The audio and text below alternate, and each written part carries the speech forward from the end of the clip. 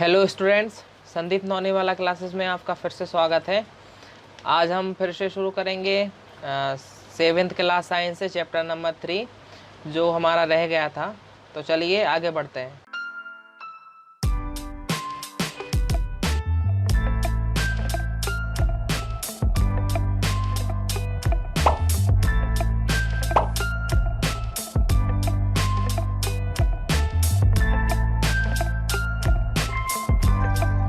सो जैसा आप साथ साथ में अपने इस बुक में देखते जाएंगे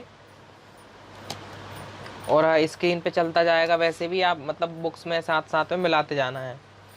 सो हम अलग अलग जानवरों के बारे में पढ़ चुके थे, जहाँ से हमें जो है उनके जो हेयर से अलग अलग तरह के से जो जंतु हैं उनसे हमें ऊन प्राप्त होता है, जिनके बालों से ऊन बनाया जाता है। सो अब हम क्रियाकलाप 3.2 पे बात करेंगे। उन जंतुओं के चित्र एकत्र कीजिए जिनके बालों का उपयोग ऊन के रूप में किया जाता है।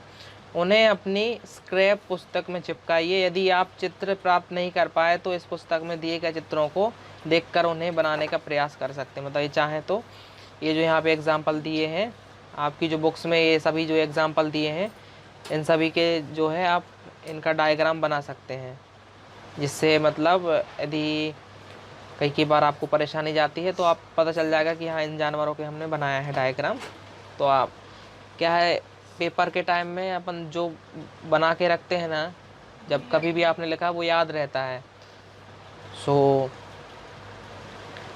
मतलब चाहे तो आप इसको बना के रख सकते हैं बुक।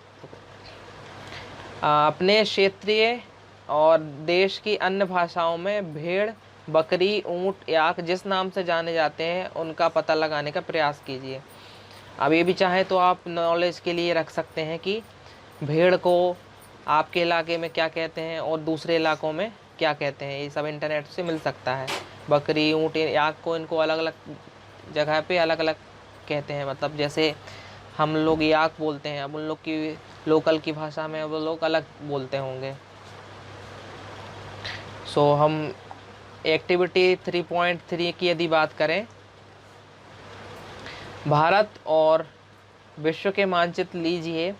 मानचित्र पर उन स्थानों को चिन्हित कीजिए जहां वे जंतु पाए जाते हैं और जिनसे ऊन प्राप्त होती है, और ऊन प्रदान करने वाले प्रत्येक किस्म के जंतुओं के स्थान को दर्शाने के लिए।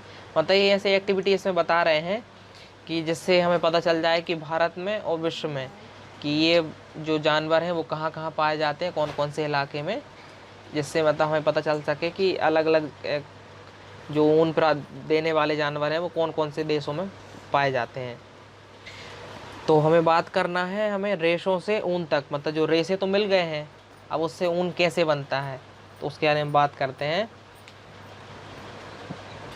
ऊन प्राप्त करने के लिए भेड़ों को पाला जाता है। उनके बालों को काटकर फिर उन्हें संसाधित करके ऊन बनाई जाती है। आइए हम इस प्रक्रम के बारे में पढ़ते हैं। मतलब अब भेड़ को क्या है, जैसे यहाँ पे देखे होंगे भेड़ वगैरह जो आते हैं, इसलिए मतलब वो पालते हैं कि एक तो हो गया ऊन के लिए, ऊन से भी वो लोग मतलब अलग प्रकार से जो क्या है, कई बार वो उनके जो बाल हैं उसको इकट्ठा करके रख लेते हैं और उनको बेच भी देते हैं। कई बार खुद भी वो लोग बाल बनाते हैं, मतलब बाल से ऊन बनाते हैं। तो अब हम बात करते हैं भेड़ पालन। अब जैसे मतलब ये तो हो गया क्या, ऊन के लिए वो लोग पाल रहे हैं। अब जैसे क्या कई लोग मुर्गी को पालते हैं, मुर्गी पालन होता है। तो ये सब किस लिए होते हैं, वो लोग या तो मीट वगैरह के लिए, मांस वगैरह के लिए, और कई लोग ऐसे पोल्ट्री बनाते हैं तो अंडे वगैरह सब वो सब भी वहीं से आता है। मतलब ये अलग अलग प्रकार के पालन होते हैं अपने फ़ायदे के लिए।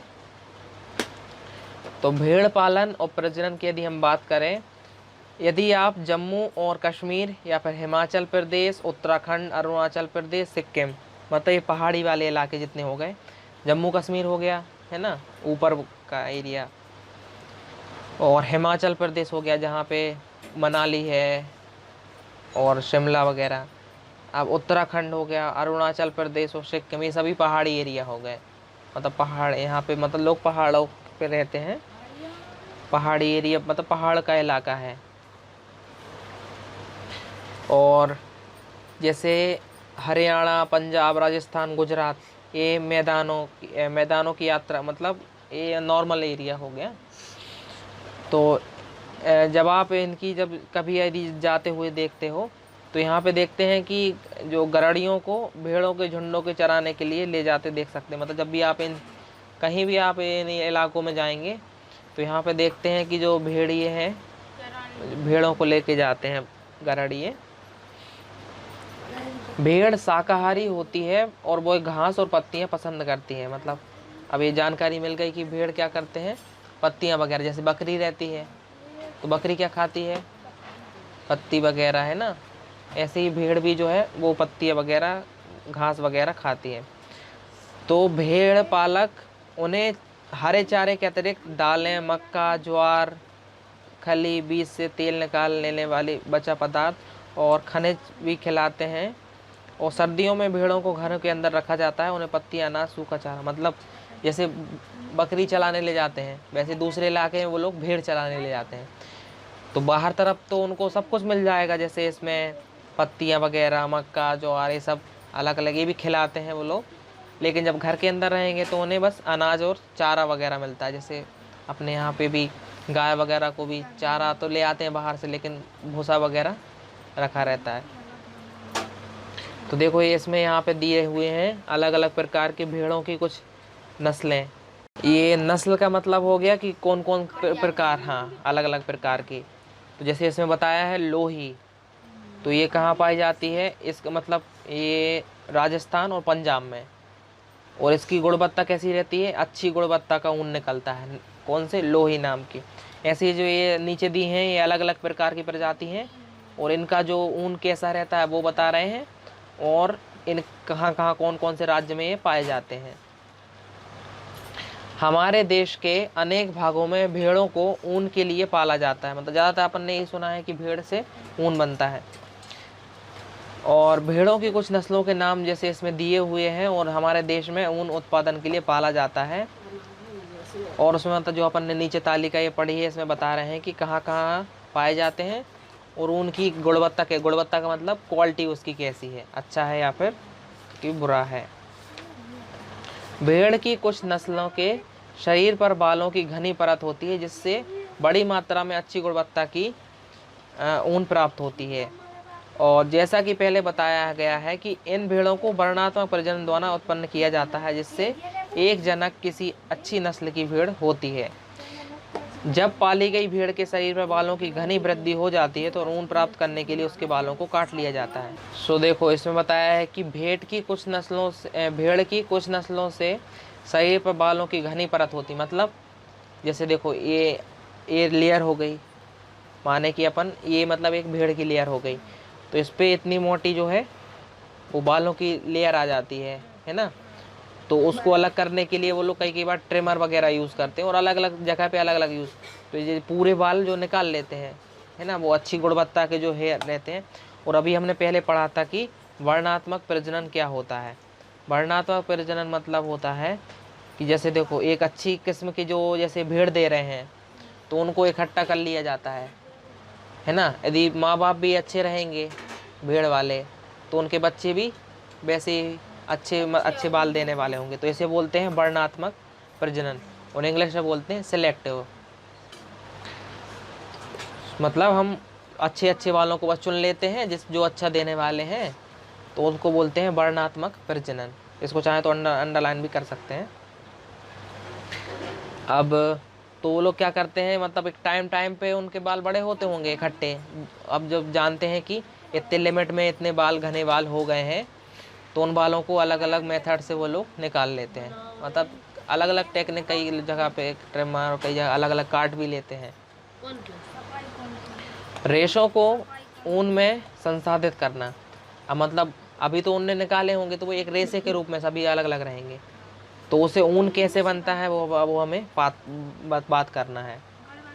स्वेटर बुनने अथवा शॉल बनाने के लिए उपयोग की जाने वाली ऊन एक लंबी प्रक्रिया के द्वारा प्राप्त उत्पाद होती है। उसमें निम्नलिखित चरण होते हैं। मतलब जैसे अब घर में खाना बनता है तो अलग अलग स्टेप में बनते हैं। पहले अपन इकट्ठा कर लेते हैं, कई बार भिगो के रखते हैं, है ना, सब्जी वगैरह काट लेते हैं, ऐसे अलग अलग स्टेप में होती है।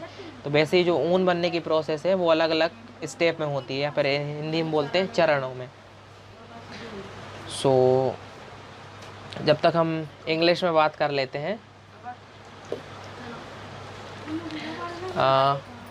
और यदि बीच में यदि आपको कुछ पूछना है तो आप चाहें तो कमेंट में जाके पूछ सकते हैं। सो आपके डाउट भी बीच बीच में क्लियर होते जाएंगे। सो एक्टिविटी 3.2 के बारे में बात करते हैं। Collect picture of animals whose hair is used as wool, मतलब ऐसे जो एनिमल्स हैं जिनका ऊन बनाने में उपयोग होता है, उनके आप चाहें तो इकट्ठे कर सकते हैं या फिर इनको ड्रॉ भी कर सकते हैं, जिससे आपको पता चल जाए कि कौन सा जानवर है। Find out words for sheeps, goats, camel, yak in your local language and also in other language. और उसके बाद हमें पता करना है कि जो शीप है, गोट और ये सब एनिमल्स हैं, ये अलग अलग इलाकों में इनको क्या क्या बोला जाता है, अलग लैंग्वेज में, और अलग हमारे अलग अलग कंट्रीज़ में किस नाम से जाने जाते हैं। सो अब एक्टिविटी 3.3 बताई हुई है। Procure outline map of India and world, find the mark and place the map where you find animals. मतलब जब हमने यहाँ पे पढ़ लिया, पता चल जाएगा कि कौन सा जानवर कहाँ पाया जाता है, तो मैप ले लेना है और मैप में ऐसे अलग अलग स्टिकर लगा के बताना है कि कौन सा जानवर कहाँ पे पाया जाता है। अब हमें बात करना है फ्रॉम फाइबर टू वुल, मतलब जब जो हेयर्स रहेंगे वो एक रेशों के जैसे आ जाएंगे फाइबर्स के, तो उसे ऊन कैसे बनता है, मतलब वूल कैसे बनता है, वो हमें बात करना है। For obtaining wool sheeps are reared and their hair is cut and processed into wool, let us learn about this process. मतलब भेड़ों को पाला जाता है और अलग अलग तरीके से फिर उनसे ऊन निकाल लिया जाता है, या तो उनके बालों को कट कर लिया जाता है या फिर ट्रिम करके पूरे जो बाल अलग कर दिए जाते हैं। रेयरिंग, हाँ, अब ये बात करते हैं रेयरिंग और ब्रीडिंग ऑफ शीप्स, मतलब उनका पालन और पोषण वगैरह जो सब कुछ, प्रजनन, उसके बारे में बात करते हैं शीप्स के। If you travel to hills in Jammu Kashmir, Himachal Pradesh, Uttarakhand, Arunachal Pradesh, Sikkim और the plains of Haryana, Punjab, Rajasthan, Gujarat, you can see shepherd taking their herds of sheeps for grazing. मतलब ये सब जो ये देखते हैं इन जगहों पे यदि आप जाएंगे तो यहाँ पे आप देख लेंगे कि जो भेड़ चलाने वाले गरड़िए रहते हैं वो अपने मतलब चराने के लिए ले जाते हैं। Apart from gazing sheep, rearers also feed them on the mixture of pulses, corn, जौर, ऑयल केक्स, और ये सभी मतलब जो है भोजन उसको वो देते हैं जिससे शीप्स वगैरह को खाने के लिए। तो ये अलग अलग एरिया कहाँ हो गए यहाँ पे, जैसे जम्मू कश्मीर, उत्तर, हाँ। उसके बाद वो क्या खाते हैं बरसात के सीज़न में, ठंड के सीज़न में लीव्स, ग्रेन, ड्राई, मतलब जो भूसा वगैरह है वो सभी वो खा लेते हैं, और सूखी पत्तियां वगैरह। और बाहर यदि जाते हैं तो उनको सब कुछ मिल जाता है, कॉर्न मिल जाती है, पल्सेस, दाल वगैरह, मक्का वगैरह, ज्वार, कुछ भी मिल जाता है। Sheeps are reared in many parts of our country, मतलब हमारे जो है अलग अलग कंट्री, हमारी जो कंट्री में अलग अलग राज्यों में पाया जाता है, शीप्स का पालन किया जाता है। जिसमें यहाँ पे बताए हुए है टेबल, जिसमें हो गई लोही, इसका क्वालिटी जो है बहुत अच्छी क्वालिटी का वूल रहता है, ये राजस्थान है, पंजाब में पाई जाती हैं। अब जैसे रामपुर बसेर, इसका ब्राउन फ्लीस होता है, ये उत्तर प्रदेश, हिमाचल प्रदेश, ऐसे ये अलग अलग प्रकार की जो है ब्रीड शीप्स की पाई जाती है, भेड़ों की अलग अलग प्रजातियाँ, नस्ल हो गई, उनका क्वालिटी कैसी रहती है वूल की वो बताई गई है, और यहाँ पे कौन कौन से जो स्टेट में पाई जाती है। 3.1 table gives a name of some breeds of sheep reared in our country for producing wool, the quality and texture of the fibers obtained from them is also indicates in the table. Certain breeds of sheep have thick coat and hair on the body which yields good quality of large quantities. As mentioned earlier, these sheep are selectively breed. और इसको बोलते हैं selectively breeding.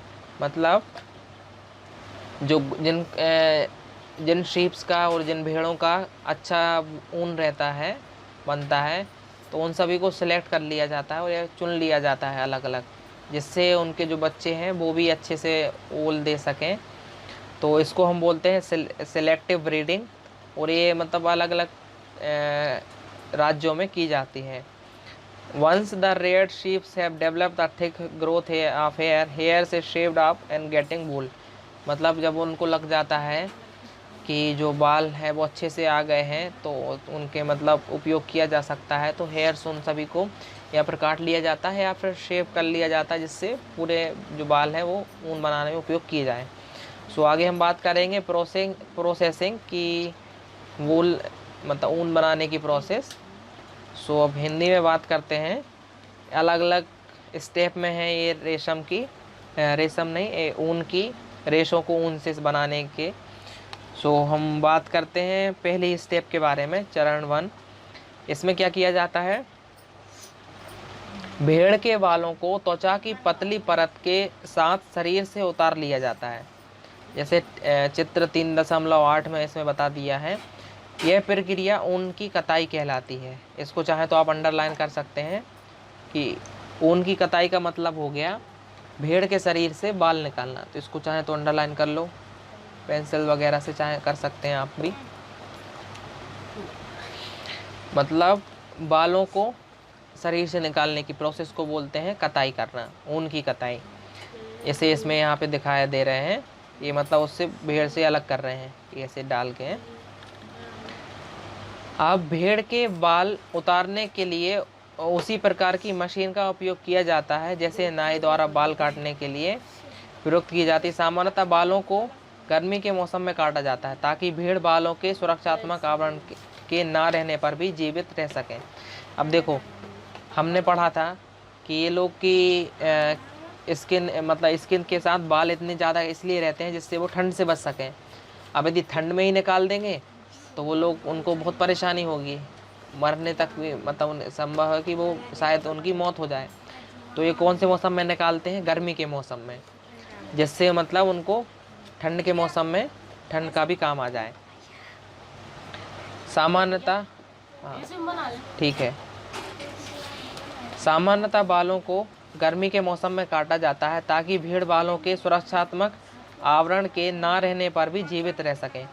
बाल ऊनी रेशे प्रदान करते हैं। इन्हीं ऊनी रेशों से को संसाधित करके ऊन का धागा बनाया जाता है। ठीक है, अब इसमें क्या कर रहे हैं,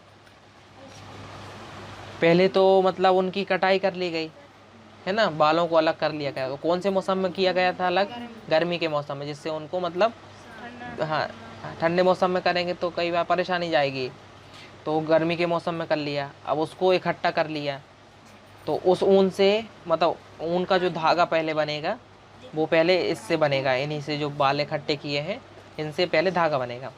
तो ऊन उतारने के दौरान भेड़ को कोई विशेष कष्ट नहीं होता है, जैसे कि आपको बाल काटने और आपके पिताजी को दाढ़ी बनवाने में नहीं होता। मतलब नॉर्मली ऊन क्या है, ये बाल काटने से किसी कोई परेशानी नहीं होती, ऐसे भेड़ भी आसानी से बाल निकलवा लेते हैं।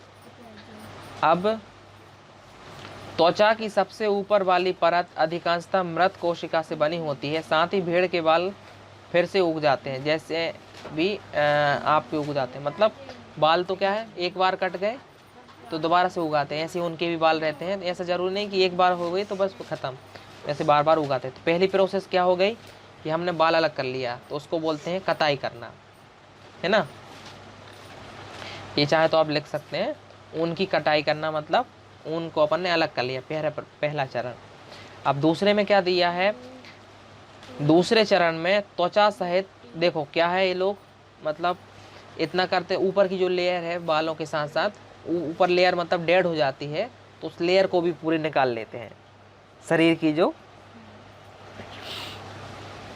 लेयर को भी निकाल लेते हैं। अब हाँ, तो वो लेयर रहेगी तो उससे क्या है हमारे ऊन में दिक्कत जाएगी। तो क्या करते हैं, त्वचा सहित उतारे गए बालों की टंकियों में डालकर अच्छी तरह से धोया जाता है, जिससे उनकी रेशों को ऊपर से ऊन परिवर्तन होने के प्रक्रम ये यहाँ पर दिखाई है, ये इसमें बताया हुआ है। रेशों को ऊन से परिवर्तित करने के प्रक्रम को निम्न प्रकार से प्रदर्शित किया जा सकता है। पहले ऊन की कटाई, फिर अभिमार्जन, छटाई और बर की छटाई, रंगाई और रीलिंग, ये अलग अलग प्रकार से इसे बताए हैं। सो अब देखो पहले क्या किया, दूसरा, पहले तो अपन ने निकाल लिया है, अब दूसरा किया, त्वचा सहित उतारे गए बालों को टकियों में डालकर अच्छी तरह से धोया जाता है, जिससे उनकी चिकनाई, धूल, गर्द निकल जाए। इस प्रक्रम को कहते हैं अभिमार्जन। आजकल अभिमार्जन मशीनों द्वारा किया जाता है, मतलब ऐसे ये टैंक के ऐसे ले लिए, उसमें अच्छे से धोते हैं तो स्किन वगैरह वो भी अलग हो जाएगी और जो भी धूल वूल जो भी जितने कण हैं वो साफ हो जाएगा। सो अब तीसरा प्रोसेस क्या है, अभिमार्जन के बाद छटाई की जाती है और रोमिल और रोएदार बालों को कारखानों में भेज दिया जाता है, जहां विभिन्न गठन वाले बालों को छांटाव प्रकरण, मतलब देखो तीसरी प्रोसेस में क्या करेंगे, ये तो हो गए, उसके बाद जब यहाँ पर ये जो रेसे हैं उनको अलग अलग इकट्ठा करना है, तो इसको बोलते हैं हाँ अभिमार्जन, मतलब जो अच्छे अच्छे वाले अलग अलग कैटेगरी में उनको रख लिया जाता है। अब बात आती है चौथे वाले स्टेप की, चरण 4। अगले चरण में बालों को सुखाया जाता है, परंतु इससे पहले बालों में से छोटे छोटे कोमल एवं फूले हुए रेशों को छांट लिया जाता है, जो वर कहलाते हैं। ये वही वर होते हैं जो कभी कभी आपको आपके स्वेटर पर एकत्र हो जाते हैं, मतलब जब जो अपने देखे होंगे स्वेटर वगैरह में ऊनी रेशे से निकल आते हैं ना, ऐसे वो मतलब हल्के हल्के उन्हें वर कहते हैं। इसके पश्चात रेशों का पुनः अभिमार्जन करके उन्हें सुखा लिया जाता है और इस प्रकार उत्पाद की धागे के रूप में काटे जाने वाले उपयुक्त ऊन होती है। मतलब अब जब उसमें से निकालेंगे हम टैंकों से, तो उससे फिर जो अभिमार्जन करते हैं, है ना, उसके बाद फोर्थ स्टेप में जब आते हैं तो उनको धागे धागे मतलब सुखाते हैं, उसके बाद वो ऐसे रेसे जैसे निकल आते हैं। अब स्टेप 5 इसमें दी गई है कि रेशों की विभिन्न रंगों से रंगाई की जाती है, क्योंकि भेड़ और बकरी की सामान्य ऊन काली, भूरी और सफ़ेद, मतलब आपने देखा है ये अलग अलग प्रकार के ऊन आते हैं शहरों मार्केट में, तो वो कैसे रहते हैं, तो सभी जानवरों के ऊन मतलब कई बार सभी के सफ़ेद है, भूरे है, काले कलर के, तो उनको अलग एक जैसा कलर मिले तो उनकी अब कलरिंग की जाती है। स्टेप 6 में मतलब चरण 6 में अंतिम चरण को रीलिंग कहते हैं। अब रेशों को सीधा करके सुलझाया जाता है, फिर लपेट कर उन्हें धागा बनाया जाता है और लंबे रेशों को काटकर स्वेटरों के ऊन के रूप में अपेक्षाकृत छोटे रेशों की काट ऊनी वस्त्र बुनने के लिए उपयोग किया जाता है।